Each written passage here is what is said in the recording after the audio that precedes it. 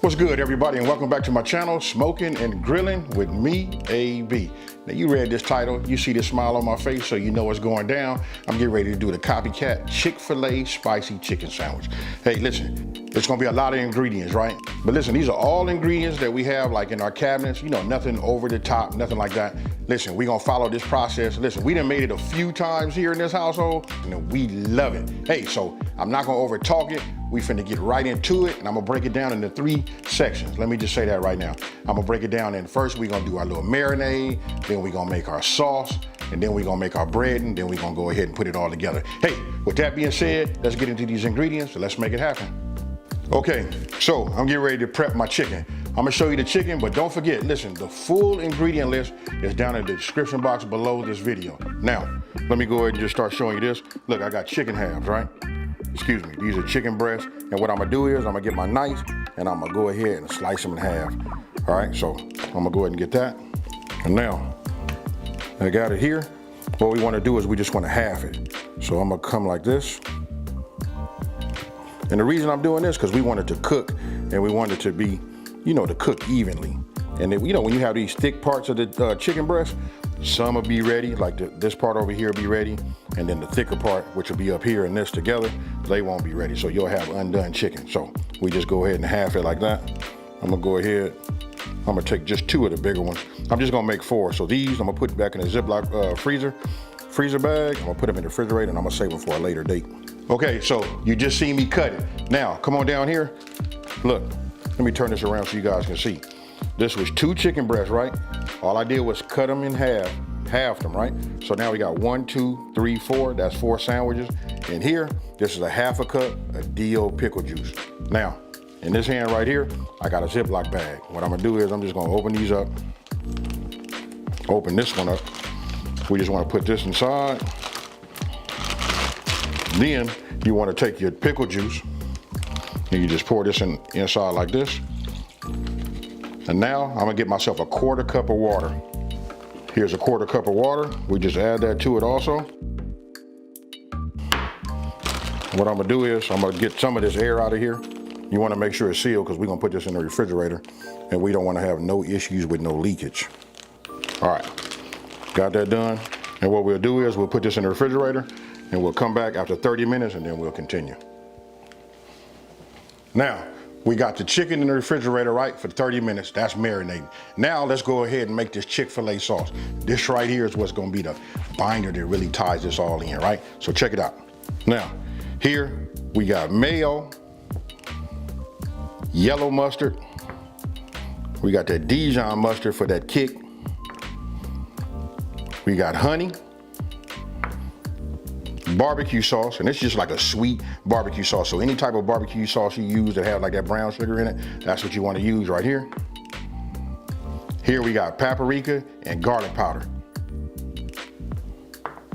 And last but not least, we got lemon juice. It seemed like a lot, but listen, what we're doing is we replicating what Chick-fil-A does, right? This is their, you know, recipe is about as close as we're gonna be able to get it without actually taking the recipe, right? So, look, I got myself a bowl. All you wanna do is, we wanna dump all these ingredients in there and get yourself, you know, a whisk, and then we just wanna mix it and blend it in, you know, blend it well. So, start with yourself with a spatula so you can get all your ingredients. So, there is no order right here. I'm just gonna grab them, whatever's, you know, closest to me, or whatever order I wanna use, because listen, it all gotta be in here together, and then what we do is we blend. Now, get your whisk, and let's make it happen.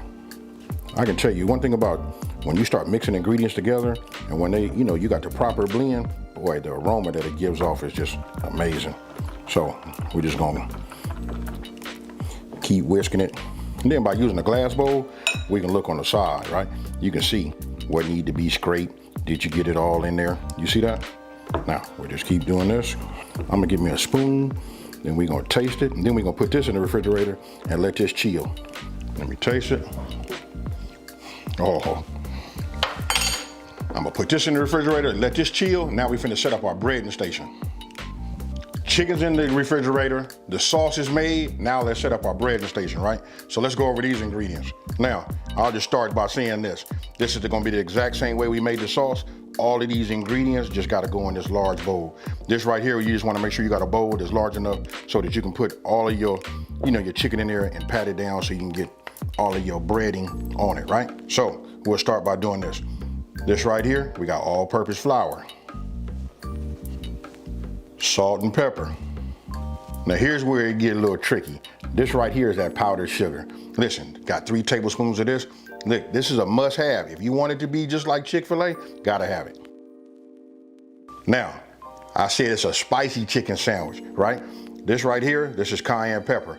You can put 1 teaspoon, or you can put a tablespoon in here, or you can go 2. This right here is 1.5 teaspoons. Okay, and right here, I got 3 ingredients inside this one bowl right here. So that's baking soda right there. You got chili powder and paprika. Now we go ahead and get ourselves a whisk. So now we'll just use the whisk, move it around, get it all mixed up. And you'll see it, some parts will be more white than others, so you just gotta keep mixing it. And then you can see the black specks. That's from that black pepper, so you know it's gonna be nicely, seasoned. This right here is a good flour, a good breading mix. All right, now that's done. Now you take yourself a bowl, and this is where we're gonna get everything, our wet batter, right? So this is just milk. And then I got myself 1 large egg. And then all you want to do is just get yourself, another whisk and just get this all mixed up. Now, okay, look, 30 minutes is up. I just took the chicken breast. I got them right here on the counter. Here they are right here. Now look, we're gonna deep fry, right? So I gotta say this right here. I'm gonna show you, another option. For myself, if you look right here, I'm gonna be using my deep fryer. This is my Tefal deep fryer. I can set my temperature to 350 degrees up here. Listen, and it's gonna maintain that. I don't have to worry about no guesswork, right? Now, I'm gonna show you, this is probably the way, because if you don't have a deep fryer, this is the normal way everybody's gonna do it. We're gonna use, just a regular pot, but you're gonna have to get yourself a candy thermometer. But listen, to take the guesswork, especially for people that are new, get yourself one of these. These are only like about 10, 11. Max it can be is like $13, right?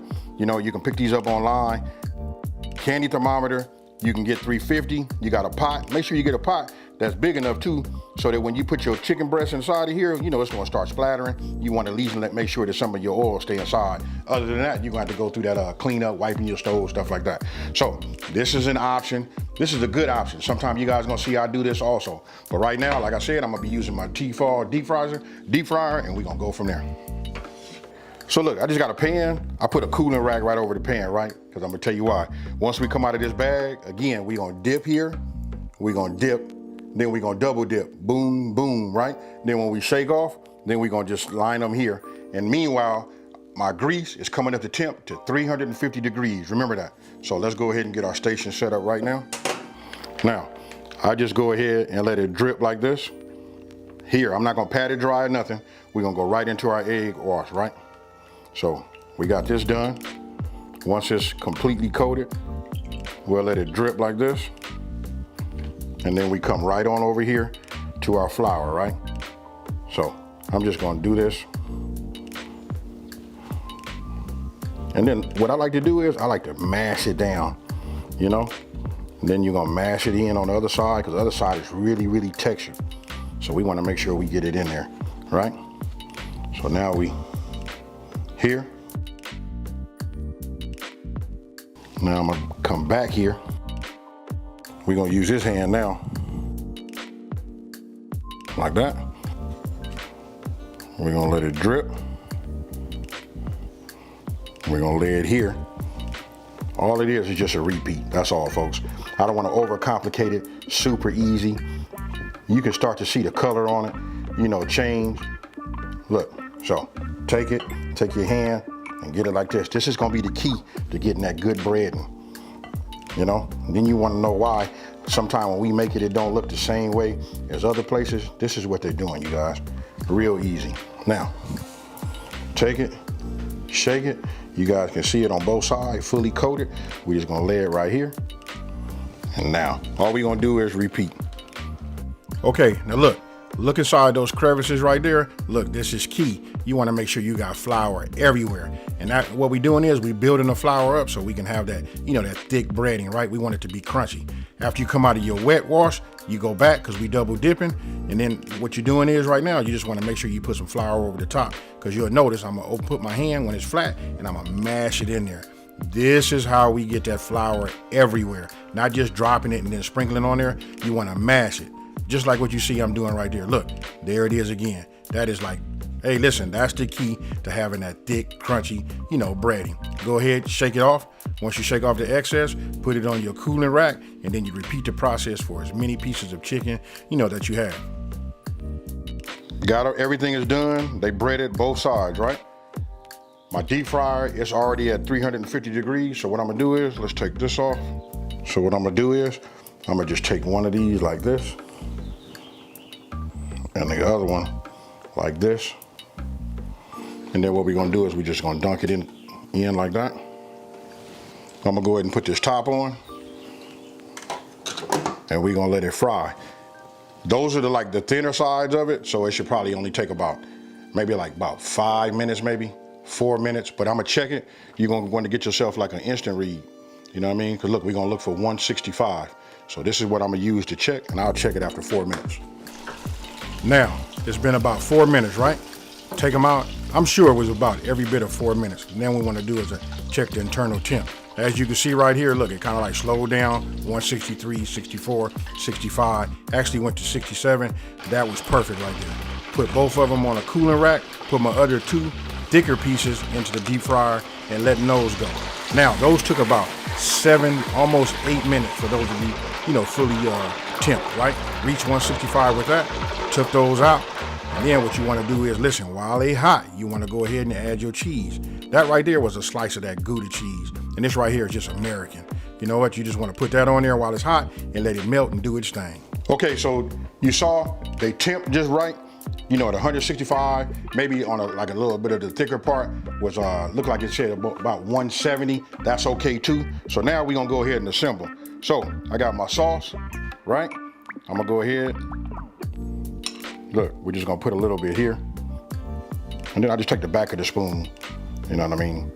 To me, I like my burgers, any kind of sandwich or whatever, to be just like a little bit on the sloppy side. You know what I mean? I want to know that I got sauce on there. What I'm gonna do is, we're gonna add just like they do. We're gonna put a few pickles on here, except for them little 1 or 2 pickles that they put on there.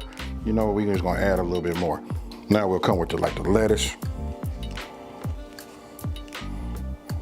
Now we're gonna come with the tomato. It's up to you guys. You guys can assemble them how you want to. I'm gonna put a couple of tomatoes on that one. When it comes to the meat, look, I got this one right here. This right here got that Gouda cheese. I'm gonna go ahead and just put that one right here on the top, just like you see right there. And then this other one right here, and I put it on there while it's hot so it can just melt, right? This one right here, this is just American. A slice of that American cheese. Now, we're gonna go to the top bun. And then if you guys wanna know, Chick-fil-A doesn't use a brioche bun. I don't believe they do. I think what they use is just like a regular hamburger bun. But for me, I gotta use a brioche. Since I've been turned on to it, that's all I like to use, And again, I like for me to know that I have some sauce on it. So that's it on the top. We'll just put this on like this. And you guys tell me what you think about that. Now you can look at that first one, the one that's closest to the camera. You know what I mean? You can see just how thick that is right there. So if you like it thick like that, you can cut your chicken like that. And then you can see the one to the left of that, right? That one seems to be just a little bit thinner, but I can tell you both of them were fire. Then we got this one right here. And there you have it. That right there, I'm just gonna say, that's Chick-fil-A Spicy Chicken Sandwich, down to the T, outside of the bun. Hey, so you guys just seen the assembly. You saw about the thumbnail. Hey, listen, this right here is I know when we see them thumbnails, even when we looking in the menu at Chick-fil-A or wherever you're going to go eat, when you get your food, it don't quite look the same, right? But I know these right here, these is fire. So look, I'm gonna go ahead, I'm gonna take this one. My mouth is watering. We finna go ahead and hit it. You see that? Now, hey, cheers everybody. It might drip out the back, but oh well.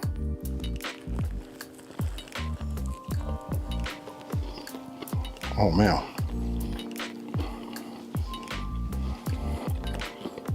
Oh. I don't know why I'm always amazed when I make these. Hey, super delicious. I'm not gonna over talk it. I'm not finna try to sell it. You guys can make your own spicy chicken sandwich at the house. You know, it's just like super easy. It looks like it's a lot, but it all goes together. You can make a bunch of these in about 45 minutes. Hey, so with that being said, if you're new to my channel, let me take this time to say, hey, thank you for watching this video. Don't forget to like and subscribe and tell everybody out there there's a channel out here that's simplifying these recipes and taking the mystery out of cooking. And if you, for those of you guys that have been with me for a minute, you know how I'm about to get out of here, folks. I'm out of here. Peace.